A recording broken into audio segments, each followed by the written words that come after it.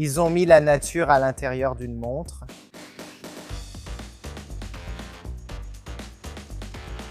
Attends, je peux retourner ça? Oui, oui, tu peux le retourner, tu peux le faire pendant que tu le portes au poignet. Regarde, waouh, c'est canon.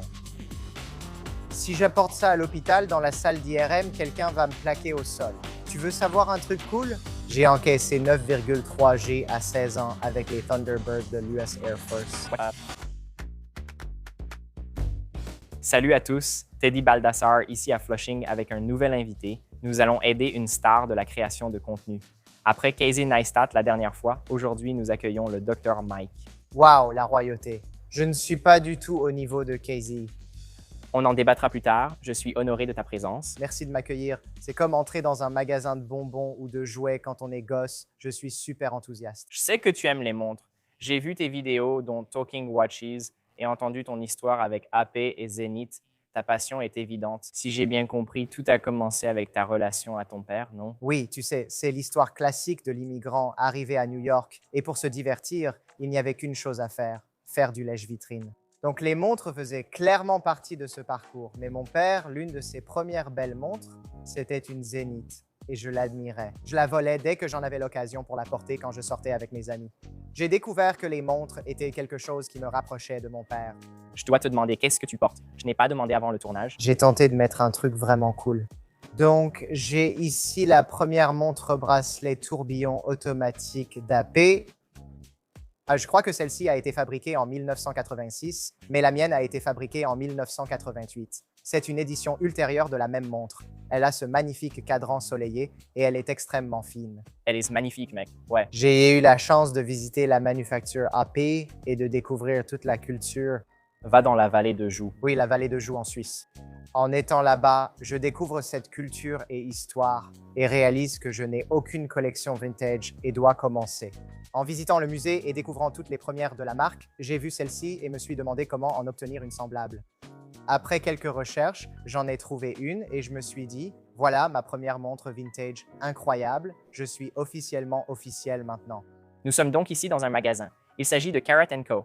Je voudrais vous présenter Derek. Il va nous aider aujourd'hui parce que je pourrais avoir besoin de renfort. J'ai entendu dire que tu cherchais une nouvelle montre. Oui, oui, bien sûr. Derek était vraiment un type bien. C'est aussi un bon ami à moi. Et vous vous êtes passé le mot. Je sais. J'ai pris le bleu, Sans l'avoir prévu, ce n'était pas coordonné, mais on est assortis aujourd'hui. mais pas les montres, n'est-ce pas? Pas les montres, des montres différentes. Qu'est-ce qu'on a là? J'ai la First Omega in Space, la nouvelle Speedmaster. Elle a un style vintage tout en restant moderne. Ouais. Et puisque c'est une transition vers AP, tu sais, la connexion Genta, j'ai une autre montre de Genta, c'est l'Ingénieur. Ceci est une réédition de leur modèle SL des années 1970, donc c'est l'Aquadial. Elle va très bien à ton poignet. C'est une Quad-inch. 40? Ouais, super. Mais qu'est-ce que tu cherches aujourd'hui? Je crois que je me suis tellement emballé à acheter des pièces très uniques et spéciales que je n'ai plus vraiment de bonnes options pour le quotidien. D'accord, quelque chose de simple. Apporté avec une tenue médicale peut-être? Oui, avec une tenue médicale, mais pas seulement avec une chemise habillée, juste quelque chose d'approprié. Je suis tout oui pour voir si vous avez des recommandations sympas à me proposer pour sortir des sentiers battus. Montre de tous les jours. J'en ai déjà plusieurs. Ouais. Oui, j'en ai, mais je ne sais pas où commencer. D'accord. Ouais. Devrait-on commencer par Omega alors? Oui, on devrait. Je trouve ça très logique. Tu as une Omega? Non, je n'en ai pas. Je pense que ça pourrait représenter certaines des meilleures options ici. En plus, en 2015, ils ont lancé un concept appelé le Master Chronometer. En gros, ce qu'ils font et établissent avec ça, c'est une norme de précision plus élevée, mais un aspect important était aussi d'avoir une grande résistance magnétique. Donc, ce qu'ils ont fait en évaluant cela, c'est qu'ils ont pensé à tous les différents scénarios auxquels un de leurs porteurs ou les personnes qui pourraient posséder leur montre pourraient être confrontés. Et l'un de ces scénarios était un appareil d'IRM. Ils ont déterminé qu'une valeur de 15 000 Gauss équivalait à la puissance d'une machine IRM et l'ont donc fixé comme limite pour leur test.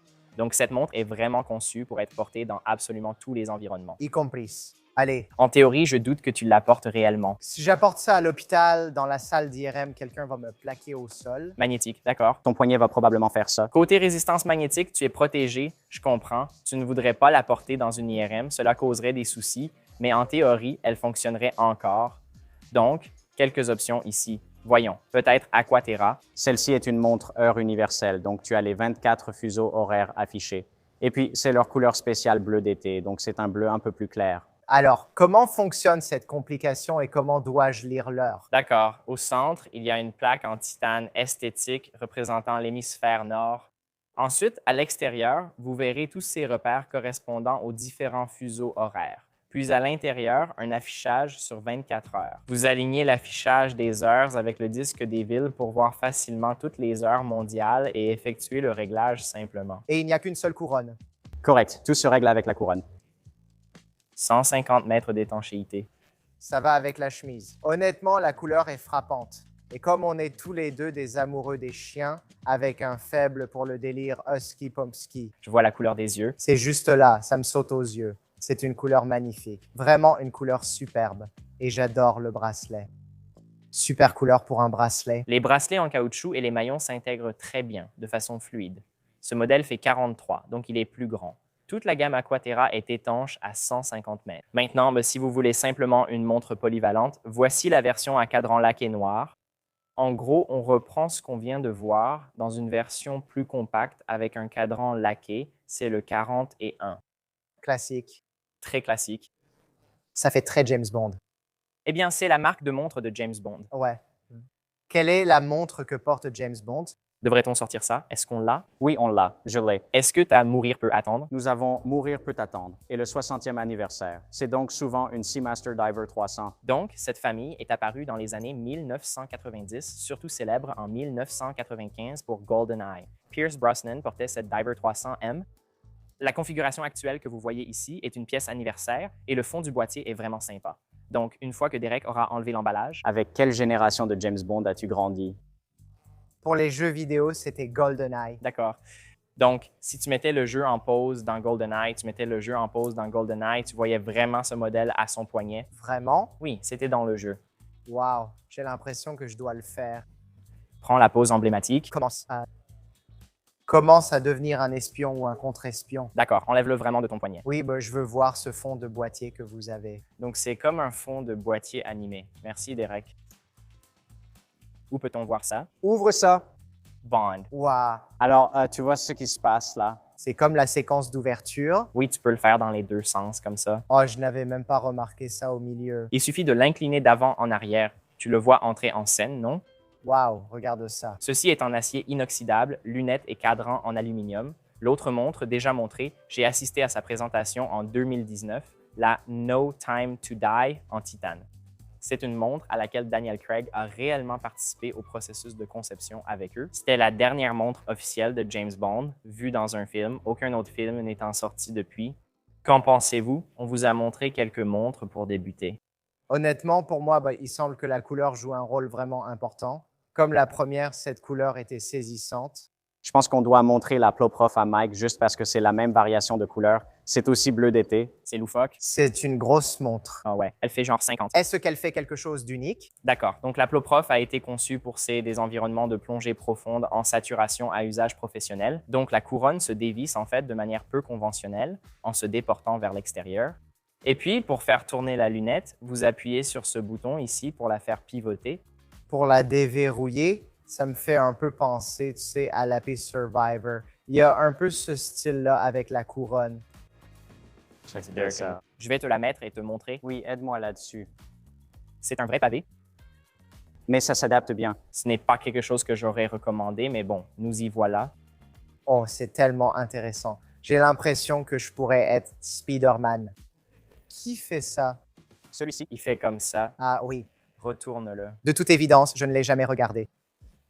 C'est vraiment une montre d'inspecteur gadget. Donc, d'accord, si tu vois un monsieur dehors dans la rue qui porte ça, qu'est-ce que tu en penses? Ah, c'est un passionné de montres. C'est un passionné de montres, pas un gars qui vit sous l'eau. Potentiellement les deux, mais très probablement un passionné de montres. Genre, c'est pour quelqu'un qui se fiche de ce que pensent les autres. J'adore les montres. J'adore Omega. J'aime cette idée d'aller toujours plus loin et de viser quelque chose de plus grand. J'ai une montre géante que je ne porte pas, mais elle a une signification particulière pour moi. Elle est de taille similaire et unique en son genre. Vous savez probablement de quelle montre il s'agit. La Zenith Defy Extreme. Ah, l'Extreme. Et elle possède également un mécanisme similaire pour compenser la pression sur le dessus. Mais elle est aussi très grande et volumineuse. Cela dit, Mais la couleur du cadran est... je ne pense pas que ce sera le choix principal. Mais c'est bien de voir le spectacle. la beauté d'être un passionné de montres. Ce n'est pas forcément d'obtenir chaque montre parce que ce n'est pas non plus faisable, mais d'explorer la culture et de voir à quel point les options sont différentes et ce qui les rend uniques et spéciales. Donc, je trouve ça vraiment cool. Y a-t-il autre chose? Enfin, je veux dire, regarde le boîtier. Y a-t-il autre chose? Je veux dire, la Speedmaster est évidemment un autre modèle que tu pourrais considérer. Oui. Donc, évidemment, j'ai entendu parler des Speedmaster et j'en connais un peu sur leur histoire. Qu'est-ce qui t'interpelle? Qu'est-ce qu'une personne devrait savoir sur la Speedmaster? Qu'est-ce qui la rend spéciale?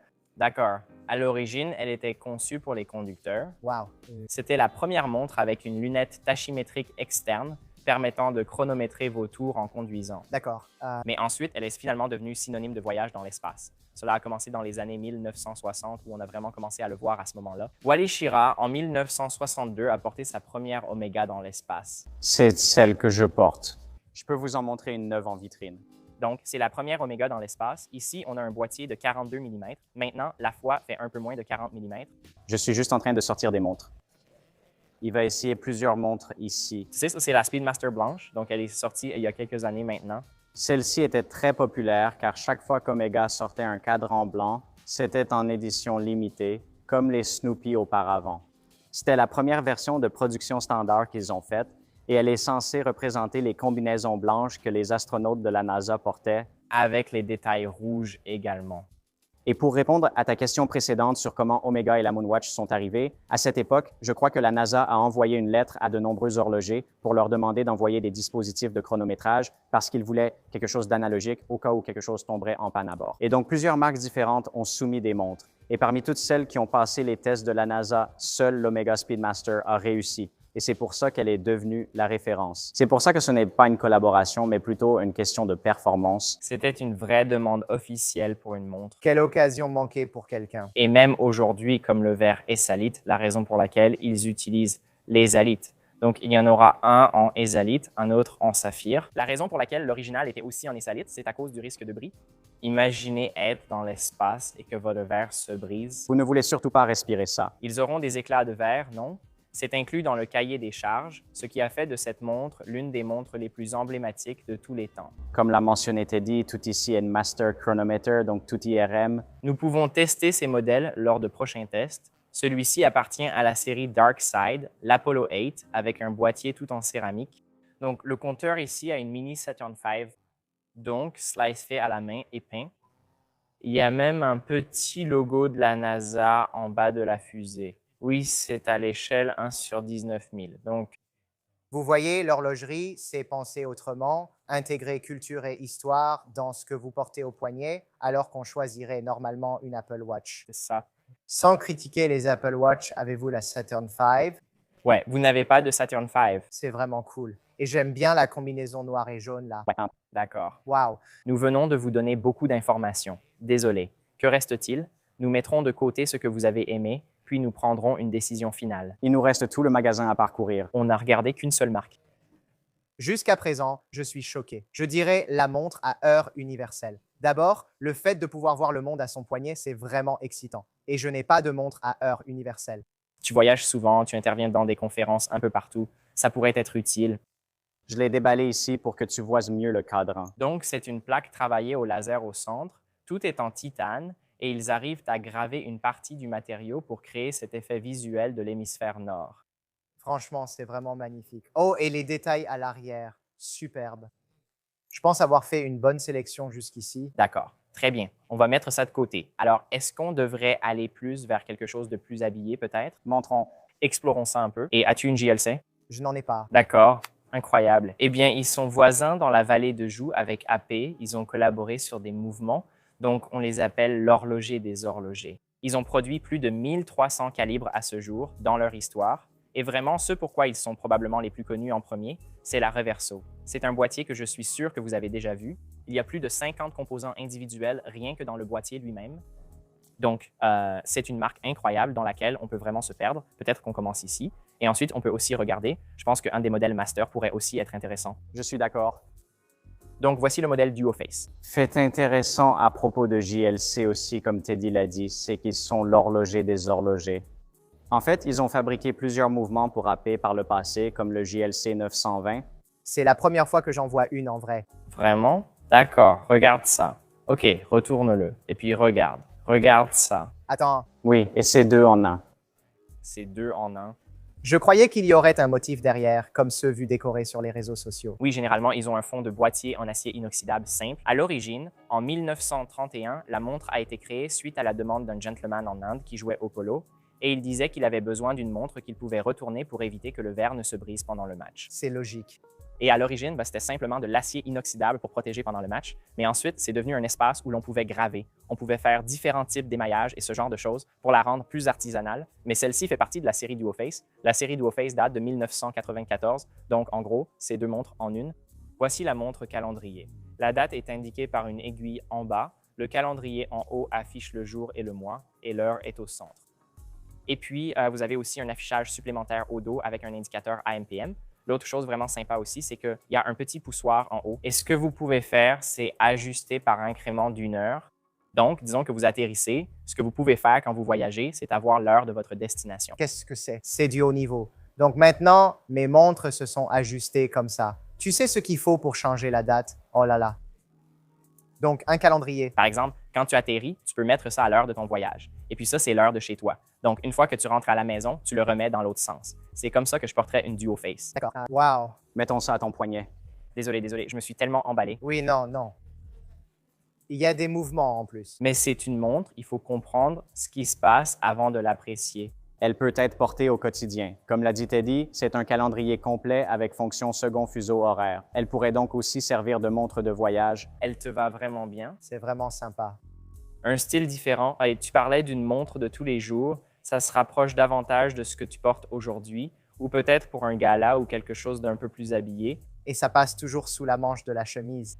Non, ce n'est pas le cas. Wow. Donc, il suffit de pousser du côté opposé à la couronne, puis de le retourner. Regarde ça. Et maintenant, je suis sûr. Fais-le glisser. Ouais. Donc, tu peux changer le style de ta montre simplement en la retournant. Et comme tu aimes le bleu, tu as ici les 2 faces, bleue et blanche. C'est une montre incroyable. C'est magnifique. Maintenant, je comprends pourquoi la Reverso a autant de succès. C'est vraiment impressionnant à voir. C'est une de mes montres préférées. Ils savent clairement ce qu'ils font. Oui. D'accord. Et ensuite, voici la série Master Control. Donc, ce que vous obtenez ici, c'est aussi une fonction calendrier, acier inoxydable. L'affichage des phases de lune est en bas. Autre fonctionnalité intéressante, la date par aiguille sur le pourtour du cadran avec le 15 et le 16 visibles. Donc, quand ça passe de 15 à 16, l'aiguille saute en avant sur le cadran. Les calibres à l'intérieur. Phoenician.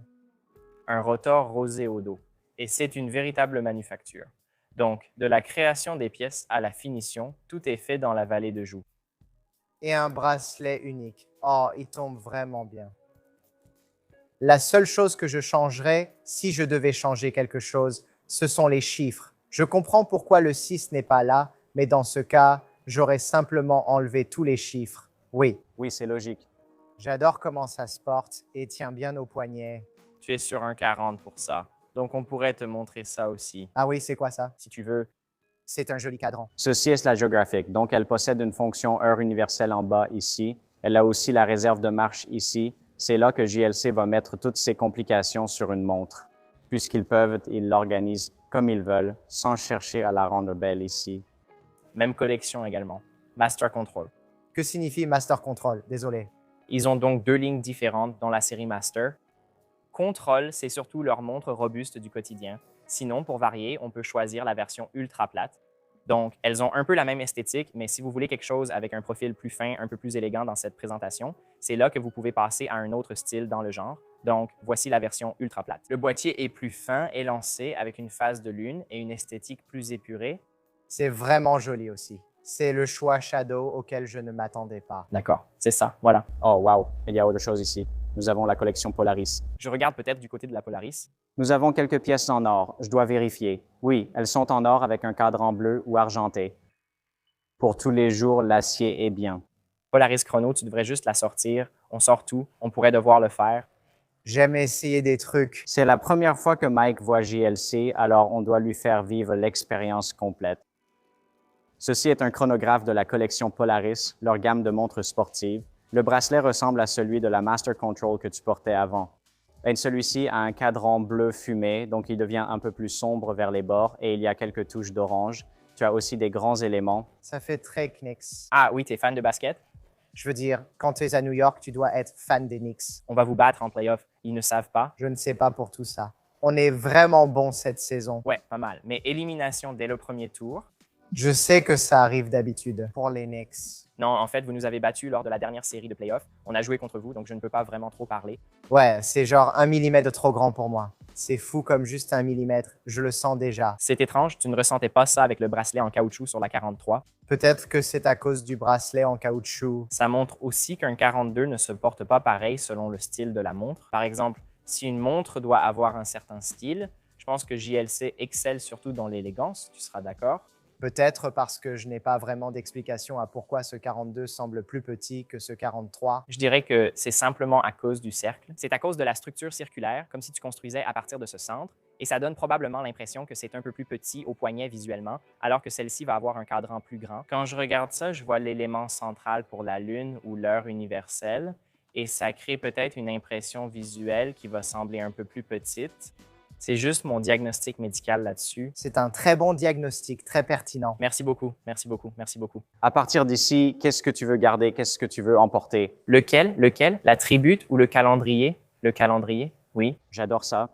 C'est clairement dans le top. j'avais un pressentiment. Ouais, je veux dire, C'est pas pour rien qu'on l'a sorti en premier. ah, mon enfance. Ouais, on devrait lever les yeux.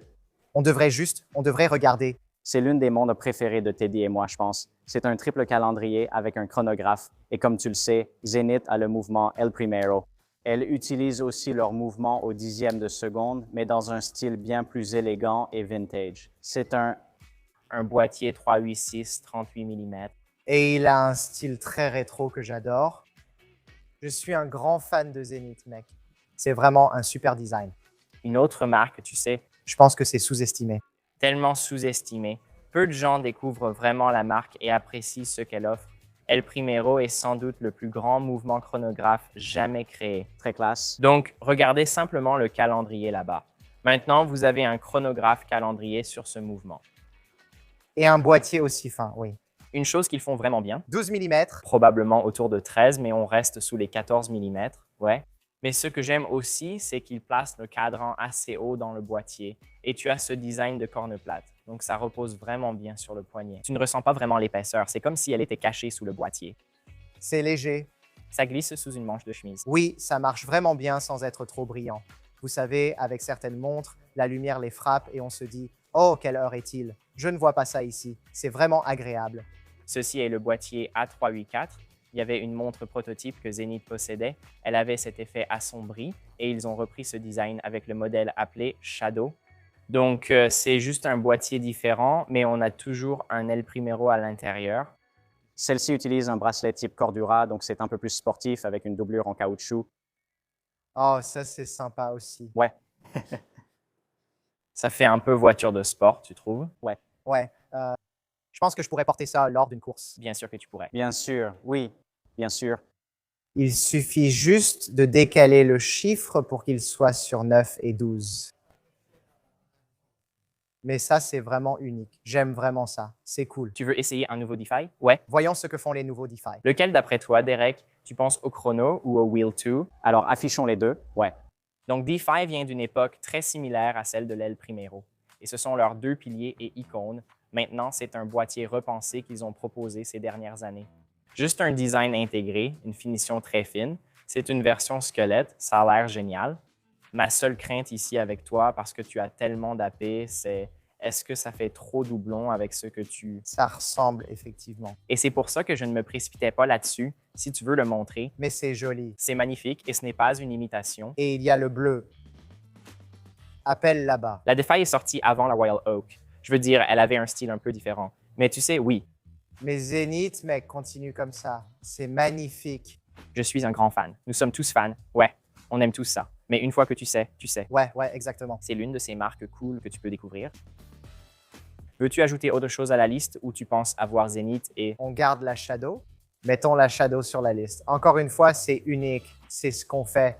On va chez Grand Seiko? Ouais, allons-y. Il faut montrer du Grand Seiko. Ouais, Grand Seiko, c'est un peu dans la même veine que JLC. Je devrais en savoir plus si je prétends être un passionné de montres. Ouais, d'accord. Il y en a quelques-unes qui me viennent à l'esprit maintenant. Blue Birch, Spark. Oui, boulot au clair de lune. Et Omiwatari? Allons-y. Omiwatari. Et ensuite, voyons voir. Oh, c'est amusant. Je pourrais montrer Grand Seiko au Dr. Mike. Est-ce qu'on montre la SUA? Allons-y. Allons, montrons la Lake SUA. Lake Sua et le Titane. D'accord, retirez celui-ci d'abord. Grand Seiko possède 2 usines, l'une au nord, dans la préfecture de Watai, où sont fabriquées toutes leurs montres mécaniques. C'est ce que vous voyez ici. Et puis un autre mouvement qu'ils ont développé à Nagano, ainsi que certaines de leurs technologies à quartz appelées Spring Drive. Donc en gros, Spring Drive, il a été conçu par un ingénieur qui a vu quelqu'un faire du vélo et il a pensé à un frein appliqué à une roue. En gros, ce qu'il est capable de faire, c'est qu'à partir de la puissance mécanique, il peut générer une charge électrique à partir d'une roue qui tourne. Cela tourne dans un seul sens et transmet cette charge électrique à un oscillateur à quartz, ce qui donne le meilleur des deux mondes. Précision de marche sans souci de batterie. Très stable dans toutes les positions sans avoir à se soucier de la friction. Il est essentiellement capable de se réguler lui-même sans toucher aux composants. Le principal problème avec les montres, c'est la friction. Je veux que tu essaies, Mike, de remonter celui-ci à la main puis l'autre. Ce sont 2 mouvements différents de la famille Grand Seiko. Remonte-le à la main dans le sens des aiguilles d'une montre vers moi, tu verras le glissement continu du Spring Drive apparaître. Donc, quand je parle du fait qu'il tourne dans une seule direction, le balancier et toute l'horlogerie reposent sur l'oscillation. Donc, ça va d'avant en arrière, d'avant en arrière. La roue de glissement ici tourne uniquement dans un sens. Ainsi, la régulation se fait par rotation continue, non par oscillation. Et grâce à l'énergie électromagnétique, elle peut réguler la rotation de cette roue 8 fois par seconde. Donc, vous obtenez une précision de 15 secondes par mois. C'est un type de régulateur très différent. Oui, ou 1 seconde par jour. Précis à 1 seconde par jour, oui, et en général assez... Alors, et quelle est la différence entre remonter celui-ci et celui-là, selon ce que tu disais? D'accord, je vais te montrer. C'est une montre mécanique à haute fréquence. Ici, ils ont modifié le cliquet en le plaçant sur une glissière. Dans l'Iwate, il y a un oiseau nommé la bergeronnette. Alors, écoute-moi bien, écoute-moi bien, écoute-moi bien. On va encore lui retourner le cerveau. La bergeronnette est un oiseau local de Watai où ils assemblent ces montres. Le cliquet est conçu comme l'oiseau. Et quand je remonte, regarde ce qui se passe. Je vois l'oiseau. Oh, Il va sur une glissière et il le picore. Et tu peux entendre le cliquetis. Tiens, fais-le tourner, fais-le toi-même. Tu dois apprécier ça. Alors fais-le tourner dans cette direction et regarde juste l'oiseau. ils ont mis la nature à l'intérieur d'une montre C'est ça, oui. Ce lien avec la nature, c'est vraiment au cœur de la marque. et c'est la réserve de marche. Indicateur de réserve de marche ici, oui, tu peux profiter de cet oiseau aussi longtemps que tu veux. Il te reste un peu de... Quand tu le fais, Oui, tu peux sentir la bergeronnette faire clic puis revenir en place. Allez, c'est pas génial ça? c'est vraiment génial. C'est aussi un boîtier de 38 mm. Ils appellent ça leur boulot au clair de lune. Donc, ils ont d'abord sorti ce modèle avec un cadran plutôt argenté. Maintenant, il a ce bleu indigo foncé, assez riche. Il y a aussi ce motif texturé dessus. Oui, c'est un motif très texturé. Celui-ci est prêt. Tu peux donc essayer celui-là en premier. Donc, voici l'Omiwatari. C'est aussi un boîtier de 38 mm. Il y a un mouvement Spring Drive. Je pense que l'histoire de ce cadran, il s'appelle Omiwatari, mais en japonais, cela se traduit par traversée de Dieu parce qu'il y a ce lac appelé lac Sua. Et il y a un phénomène qui se produit en hiver où le lac gèle et cela crée des crêtes dans la glace. On a vraiment une sensation de glace. Oui. Et donc, Grand Seiko s'inspire de cette légende de la traversée de Dieu là-bas. Donc, c'est comme les traces de pas. On peut voir comme les traces de pas sur le lac gelé. Et puis, en parlant du lac Sua, voici un autre modèle connu sous le nom de Lake Sua. Donc, celui-ci est fabriqué dans la même région à Nagano, mais celui-ci va être Spring Drive, mais c'est la série 9RA. La série 9RA a amélioré la précision à 10 secondes par mois grâce à la compensation de température de l'oscillateur à quartz avec une réserve de marche de 5 jours. Wow. Elle offre une étanchéité de 100 mètres. Aussi, une chose à propos du Spring Drive, oui, il utilise des aimants, mais c'est une montre conforme à la norme ISO en matière de résistance magnétique. En gros, l'ISO est comme un organisme de réglementation qui établit toutes sortes de normes pour les montres, pour différents appareils, toutes ces pratiques différentes. Pour les montres résistantes aux champs magnétiques, ils appliquent la norme ISO 764. Pour qu'une montre réponde à la norme ISO, elle doit respecter les standards établis. Wow. Je suis sûr que beaucoup d'équipements médicaux sont aussi conformes à la norme ISO. Oui, absolument. Je crois que c'est le cas. Ça me dépasse. Je peux te dire que le fémur est aussi conforme à la norme ISO. Et puis, voici la Moonlit Birch avec bracelet. Et comment s'appelle déjà l'oiseau? La bergeronnette. Bergeronnette. Bergeronnette. Tu ne l'oublieras jamais, hein? Quelle ambiance, hein? Oh, c'est canon. C'est une montre fantastique. Et dernière petite chose, je veux juste vous montrer, regardez les aiguilles des secondes sur ces deux modèles. Donc, sur le modèle Spring Drive, dites-moi si vous remarquez quelque chose de différent. Oui, Celle-ci est en mouvement constant perpétuellement. et c'est à peu près aussi fluide Qu'une montre mécanique peut l'être. exactement. Épique, vraiment épique. Tu vois, tu la regardes et tu te dis, oh, ça ressemble à une montre simple, mais il y a un oiseau à l'arrière. C'est ça. Tu n'aurais jamais pensé à ça. Tu ne le saurais qu'en le soulevant, en essayant de le remonter, puis en découvrant le... Même pour le remonter, je ne l'aurais jamais vu. Ce minuscule détail rend la montre intéressante. Tout est c'est là. Voilà l'histoire qu'on raconte. Qu'en penses-tu? S'il te plaît, mets l'oiseau dessus. Wagtail, c'est sûr. Wagtail, c'est sûr. J'aurais été légèrement insulté. C'est comme aller dans un steakhouse sans prendre la 5, tu vois. Je veux vraiment aller chez IWC car il y a des montres de pilote et des chronographes sympas à découvrir. Donc, IWC, ils sont probablement surtout connus pour plusieurs choses. L'une d'elles, c'est leur ADN de montre d'aviateur. Ils ont fourni des montres à la Royal Air Force britannique. Ils étaient aussi fournisseurs pendant la Seconde Guerre mondiale. Ici, tu regardes leur série de montres de pilote. Celle-ci est entièrement en céramique. Ils l'appellent la série Woodland. Donc, c'est une couleur verte profonde et riche. Tu pourrais survivre avec cette montre. Tu aimes la céramique et à plusieurs montres. Céramique. Oh, Top Gun. Oui, c'est ça. Ils ont aussi un lien avec Top Gun. Tu veux savoir un truc cool? J'ai encaissé 9,3 G dans un F-16 avec les Thunderbirds de l'US Air Force. Qu'est-ce que c'est que ça? Ouais, vidéo sur ma chaîne. C'est plus cool que si je te montrais le Wagtail. C'est vraiment classe. Je veux dire, quand je regardais Top Gun au cinéma, il disait « Oh, il encaisse 9 G ».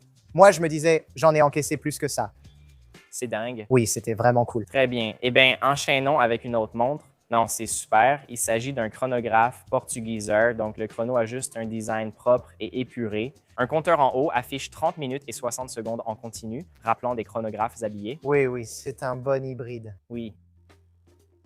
Oh, c'est plutôt sympa. Ouais. Ce serait un choix sûr si tu voulais juste un bon compromis entre pouvoir le porter tous les jours, mais aussi comme C'est plus grand que ce que je porte d'habitude, mais c'est quand même vraiment sympa. Et comme l'extérieur n'est pas aussi massif que certains modèles d'AP, ça se porte quand même très bien. un peu plus raffiné. On montre une marque 20 juste pour. Voici la marque 20 classique. Nous avons différents cadrans. Tu préfères la blanche, la noire ou la verte? Je prends la verte juste pour une touche de couleur. On dirait du jade. Pour une montre quotidienne, celle-ci incarne vraiment cet ADN. Elle possède un héritage de montre d'aviateur avec grands chiffres arabes, excellente lisibilité, étanchéité à 100 mètres couronne crantée et réserve de marche de 5 jours. Vous profitez de toute la technologie, il s'agit juste de l'heure et de la date. Et le bracelet, ce bouton permet en fait un micro-réglage. Il y a un autocollant dessus, donc il se peut que ce ne soit pas facile à faire, mais en gros, vous pouvez faire glisser. Oh, c'est vraiment cool. C'est un réglage à la volée, mais caché. Oui, donc en été comparé à l'hiver, Un peu trop de sodium dans l'alimentation. Tu te dis, ah oui, tu as un peu d'insuffisance cardiaque. ce serait un problème plus grave. Très épuré, très épuré. Quelque chose attire-t-il assez ton attention? Pas assez pour rivaliser avec les modèles phares que nous avons vus. Devrait-on faire Blancpain et Cartier? Oui, Blancpain, et ensuite on terminera par Cartier. Ensuite, on terminera chez Cartier. Et je pense qu'on peut... On te donne beaucoup d'informations, d'accord? Qu'est-ce que tu veux dire? Tu es prêt à y aller? Très bien, allons-y. Alors, Blancpain, ils sont aussi dans la vallée de Joux. Donc, ils ont 2 sites dans la vallée de Joux. Ils ont à Labrazu un département de grandes complications où ils vont pratiquer les métiers d'art comme les beaux-arts et l'artisanat de la haute horlogerie. Donc, pensez à la gravure, à l'émaillage, ils peuvent tout faire. Mais ils ont aussi un endroit où ils fabriquent et produisent toutes les pièces de calibre. Donc, c'est une véritable manufacture intégrée pour pouvoir faire tout cela. Voici leur montre de plongée 50 Fathoms, lancée dans les années 1950. Ce modèle possède un boîtier de 42,3 mm, donc c'est un design assez récent, du moins à cette taille de boîtier. Calibre 13-15 à l'intérieur, donc 120 heures de réserve de marche, mouvement à 4 Hz, 3 barillet aussi. Ah, et puis, n'est-ce pas? Et puis, faites tourner la lunette. Faites tourner la lunette, tu ne trouves pas? La rotation de la lunette est bien franche et ils ont un saphir cambré pour le dessus de la lunette elle-même. C'est agréable, hein? C'est presque aussi bien qu'un wagtail. C'est comme la Rolls-Royce des montres de plongée. Donc, ils ont cette dualité dans la marque où, d'un côté, il y a l'ADN sportif, avec l'une des montres de plongée les plus révolutionnaires jamais créées. C'est l'une des toutes premières montres de plongée. Et puis, il y a aussi les grandes complications. On va probablement voir la fusion de tout cela dans une pièce comme celle-ci, où la montre de plongée intègre une fonction calendrier, ce que la plupart des montres de plongée qui n'affichent que l'heure ne proposent pas. Blancpain n'hésite pas à ajouter un tourbillon à une montre de plongée. C'est leur style. Ils disent « on s'en fiche, On s'en fiche. On va juste le faire. aucune règle Mike, t'es-tu déjà demandé dans l'eau quel mois, jour, date et phase de lune sommes-nous? » ». Bien sûr. Et ça résout exactement ce problème-là. Waouh. Tu vois, quand tu es dans l'eau, il faut savoir que la sécurité, c'est de connaître la phase de la Lune. Ensuite, tu connaîtras l'heure Exactement. et tu peux être plus en sécurité. Ce sont les paroles d'un médecin. Je veux dire, je veux survivre.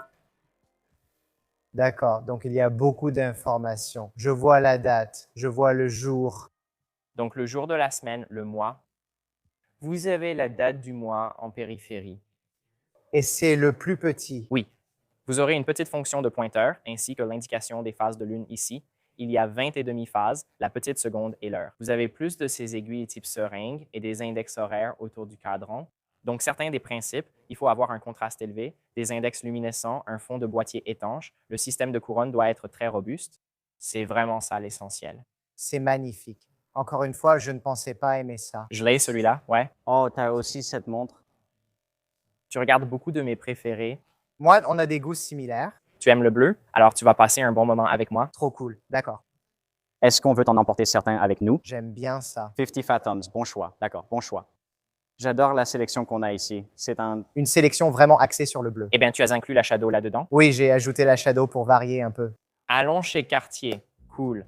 Donc, la famille Santos, ou plutôt la famille de modèles Santos, a fait ses débuts en 1904. Il y avait donc un gentleman, il s'appelait Alberto Santos Dumont. C'était un explorateur, un aventurier, et il réalisait toutes sortes de missions dans le domaine de l'aviation. Il possédait une montgolfière avec laquelle il faisait le tour de la tour Eiffel et réalisait divers tests. Et il avait une demande. À l'époque, en 1904, les montres bracelets n'existaient pratiquement pas. C'était surtout des montres de poche. Mais il était en vol et il voulait pouvoir lire l'heure.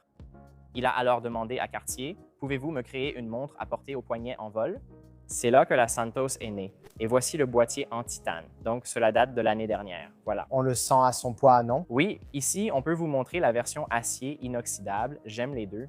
Certains critiquèrent la facilité avec laquelle la partie supérieure de cette lunette se rayait. Le titane a une finition un peu plus brossée. Celle-ci est très polie.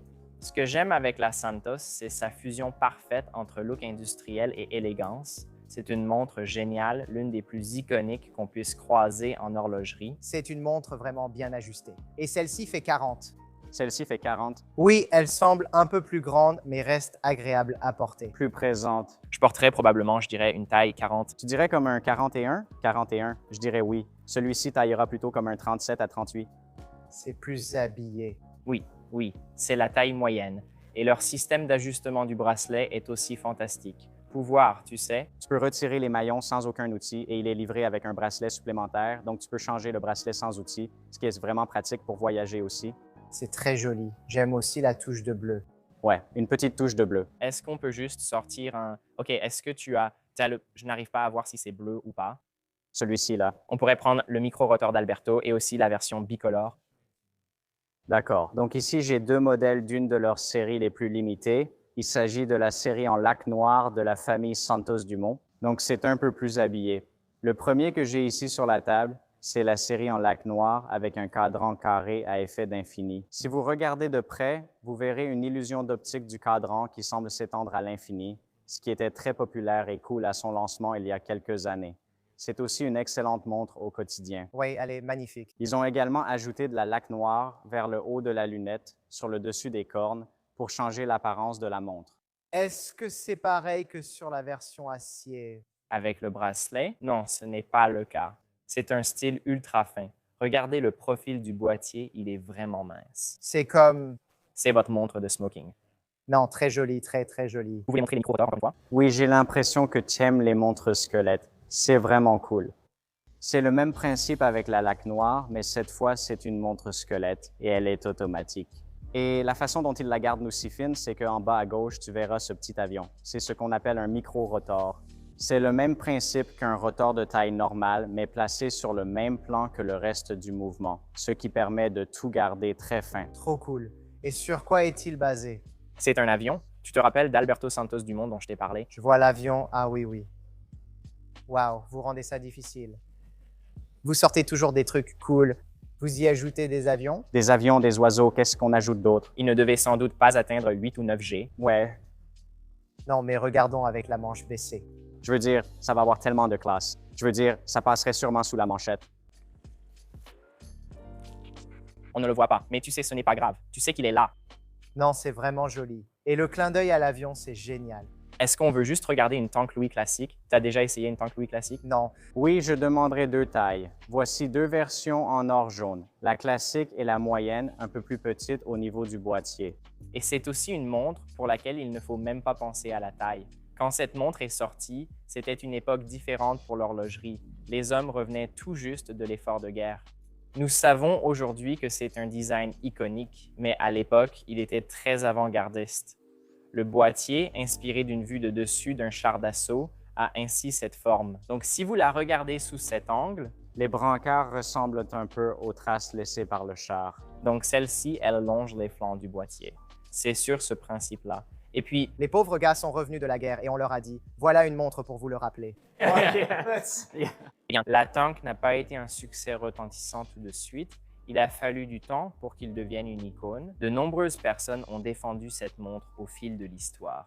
Même Mohamed Ali, qui portait sûrement une petite taille. Donc, quand tu penses, c'est un grand gars, oui, c'est le champion du monde poids lourd, et je sais que tu es aussi fan de boxe. » Oui, et un boxeur professionnel. C'est vrai. Oui, tu as vraiment eu un combat professionnel. C'était un seul combat, 2 combats. 2 combats. 2 combats, une victoire, une défaite. On verra la suite. Voilà la taille au-dessus. Celle que je t'ai montrée avant est en quartz, donc elle fonctionne avec une pile, mais celle-ci fait partie de leur série automatique. Donc avec la taille au-dessus, tu peux mettre un rotor et toutes les couleurs mécaniques. C'est très joli. J'aurais du mal à porter ça avec une tenue médicale. Oui. Je crois que ça ferait déplacer avec une tenue médicale. Ouais. Sinon, magnifique montre, évidemment. Alors, on récapitule? Ouais, il faut qu'on récapitule. D'accord. Très bien, sortons tout. On peut commencer par le premier qu'on a vu. Donc, pour ton choix Omega, tu as l'Aquaterra World Timer, puis la GLC Reverso Duo Face Calendar. Ensuite, pour Zenith, la Shadow. Ensuite, nous avons la Moonlit Birch, la 50 Fathoms en 42 mm. Et puis en titane, nous avons la Santos. Tu sais ce qu'on devrait faire? On devrait le faire comme ça, celui-ci ou celui-là. Et tu continues avec des tours à élimination directe. D'accord, mais une paire face à face. Ouais, l'un reste. Oh non, ça va être difficile. Celle-là est bonne, non? Si tu veux, on peut faire comme ça. Non, je veux pas commencer là avec ça. D'accord. C'est une bonne façon de faire. Je pense que tu devrais simplement éliminer un choix parce que sinon tu ne vas pas y arriver. Tu dois prendre la décision pour toi, n'est-ce pas? Tu dois prendre la décision pour toi. Donc tu as tous ces éléments ici. Ils sont tous fantastiques. Alors lequel serait le premier à éliminer? Oh, mec. Probablement la plongeuse. D'accord. D'accord. La 50 Fathoms est éliminée. Quel était le raisonnement? La plongeuse n'a jamais vraiment été mon premier choix. C'est dans le haut du classement, le choix est difficile. D'accord. Déplaçons tout sur ce plateau maintenant. D'accord. Dr. Mike, quel est sur le prochain choix que vous allez devoir retirer? C'est atroce. C'est atroce. Ensuite, nous allons retirer la quartier. C'est difficile aussi d'être dans la section quartier. Qu'est-ce qu'on fait ensuite? J'ai beaucoup de zénith. C'est la seule raison. C'est la seule raison. Je l'ai senti venir, celle-là. D'accord. Nous avons toujours l'Aquaterra World Timer. Oui. Nous avons toujours la Reverso Duo Face. Et nous avons la Moonlit Burst, la Wagtail. Oh mon Dieu. Quel est le prochain qui s'en va? Tu veux en réessayer une au poignet une dernière fois? Tu sais quoi? Laisse-moi essayer ce bleu ciel parce que je ne l'ai pas encore porté sans. C'était la première. C'était la première montre que tu as essayée. Première montre. Laisse-moi l'ajuster parfaitement. Oui. Fais en sorte que la pression est Oui. Oh, choices. Blue Husky. Blue Husky. Blue Husky. Ah, mon Dieu, qu'est-ce que c'est beau. C'est un peu plus grand que ce que je porte d'habitude. Mais ce bleu ressort vraiment bien. Et on connaît le monde, mais ensuite, il y a les caractéristiques. D'accord, Omega, je devrais ensuite t'éliminer. Wow. C'est à cause de la taille? La taille, la taille. Parce que le réglage du fuseau horaire est toujours là. Et la taille est toujours là. Tellement vrai. D'accord. Remettons la Reverso au poignet et voyons comment. Reverso et Wagtail. Autant en mettre une à chaque poignet. Ouais. Faisons ça. Comme ça, tu arrives plus facilement aux 2 derniers. Ce sont des choix de collectionneurs avertis, des choix éclectiques et aussi les 2 réactions les plus franches que tu as eues aujourd'hui face aux montres, c'était quand on t'a montré la montre à clapet et quand on t'a montré en quoi ça avait du sens. Et c'est ça, le plus important. Tout repose sur l'émerveillement et le plaisir qu'il procure. Mec, c'est vraiment difficile. D'accord, voici ce qu'on va faire, Dr. Mike. Les réseaux sociaux vont décider. Tu vas retirer de ton poignet celle que tu ne veux pas. Ouais, donc celle qui reste, c'est celle que tu ramènes chez toi. Attends, je peux inverser ça? Ouais, bien sûr, tu peux le retourner pendant qu'il est au poignet, ouais. Regarde. Ah. Oh mec, c'est stylé. Ce retournement, je veux dire, franchement, j'adore l'oiseau, mais désolé. Oh, il faut que je la retourne. Oh, Mac. Ce qui est drôle, encore une fois, ce n'est pas ce qu'on voulait, mais là, ça touche vraiment au cœur. Mon Dieu, c'est si beau et unique. Son caractère unique saute vraiment aux yeux. Eh bien, félicitations, monsieur. Félicitations. Eh bien, merci de m'avoir accompagné dans ce voyage. J'ai beaucoup appris. Waouh, c'est magnifique. Dernière fonctionnalité cachée, tu sais, si tu le retournes, il y en a encore plus. Attends, Mais attends, ce n'est pas tout. Ce n'est pas une vraie fonctionnalité annoncée, mais quand on fait quelque chose avec les mains et que la couronne s'enfonce, si on la retourne, elle pointe vers l'extérieur. C'est une sorte de fonctionnalité sans vraiment l'être. si tu prends des notes, prends tes notes. Ouais, je dois le faire. Ouais. Note du patient, fais-le. Voilà. C'est le hand spinner d'un adulte. C'est comme ça que je l'appelle toujours. Et tu vas juste être dans l'avion. Tu viens de me diagnostiquer un TDAH là. Messieurs, c'est incroyable. Dr. Mike, Merci beaucoup. C'était génial. merci beaucoup. Avec plaisir. Où peut-on suivre Dr. Mike? Je suis Dr Mike sur toutes les plateformes. Allez voir si vous voulez en apprendre sur la santé. Comme on dit, la santé, c'est la vraie richesse. Sans elle, on ne profite pas des montres, de la famille, du travail. Alors concentrez-vous sur votre santé. C'est un réel plaisir. Monsieur, merci beaucoup. Merci infiniment.